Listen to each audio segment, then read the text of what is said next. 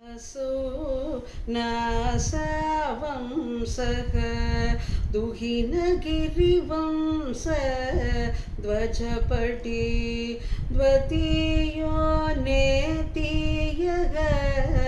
फलतु बलमस्माकमुचितं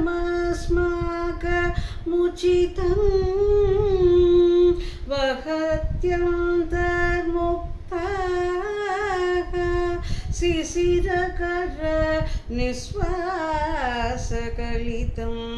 समृत्यायस्तासां बहिरपि च मुक्ता मणितरः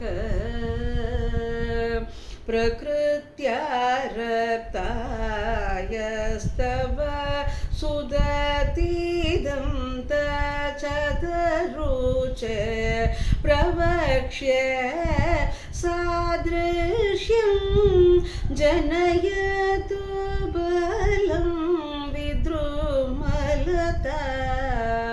न बिम्बं तद्बिम्ब प्रतिफलनरागा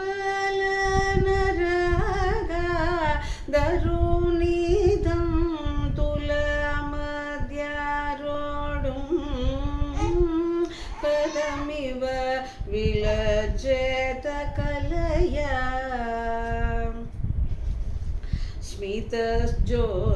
स्मितज्योत्स्नाजालं तव वदनचन्द्रस्य पिबतां चकोरानामासीत् अधिरसदया जञ्जुजडिमा अधस्ते सीतां सोर् अमृतलहरी आङ्ग्लरुचयः पिबन्ति स्वच्छन्तं निसि निसि वृषं काञ्चिकदिया अविश्रान्तं पत्युर्गुणगणगतां रडनजबा जबा पुष्पच्छाया तव जननि जिह्वा जयति सा यतक्रासीनाया स्फटिकदृश दच विमये सरस्वत्या मूर्तिः परिणमति माणिक्यवपुषा रणे जित्वा दैत्यान् अपहृतशिरस्त्रैः कवचिभिः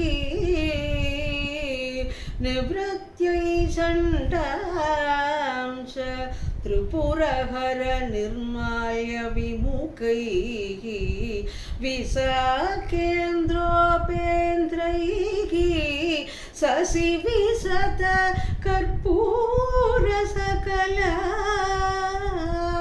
विलीयन्ते मादक तव वदन ताम्बूलकपला